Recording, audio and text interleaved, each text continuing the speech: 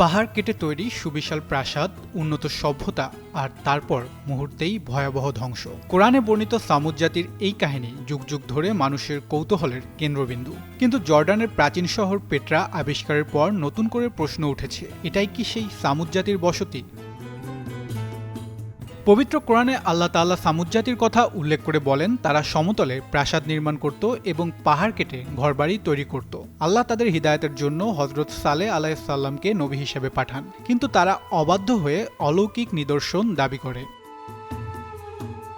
আল্লাহর হুকুমে পাথর থেকে একটি বিশেষ স্ত্রী উট বের হয়ে আসে। শর্ত ছিল নির্দিষ্ট দিনে উটটি পানির অধিকার পাবে এবং কেউ তাকে কষ্ট দেবে না। কিন্তু সামুদ জাতি সেই শর্ত ভঙ্গ করে উটটিকে হত্যা করে এবং আল্লাহর শাস্তিকে চ্যালেঞ্জ জানায়। AKS অর্জন করল গিনেস ওয়ার্ল্ড রেকর্ডস। AKS এরপর আল্লাহ তাদের 3 দিনের অবকাশ দেন। নির্ধারিত সময় শেষে এক প্রচণ্ড আর্তনাদ ও ভয়াবহ বিপর্যয়ে পুরো জাতি ধ্বংস হয়ে যায়। কোরআনে বর্ণিত হয়েছে, তারা নিজেদের ঘরেই মুখ থুবড়ে পড়েছিল, যেন সেখানে কখনো কোনো জনপদই ছিল না।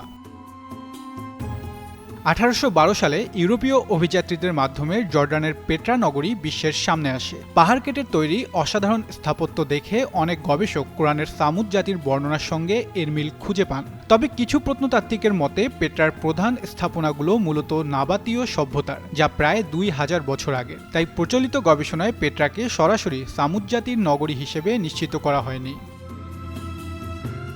অন্যদিকে কিছু গবেষণা ও ইসলাম ভিত্তিক বিশ্লেষণে দাবি করা হয়েছে, প্রত্নতাত্ত্বিক সময় নির্ধারণের পদ্ধতি শতভাগ নির্ভুল নয়। তাদের মতে ভবিষ্যতের গবেষণায় নতুন তথ্য সামনে আসতে পারে, যা এই বিতর্কে নতুন দিক যোগ করবে।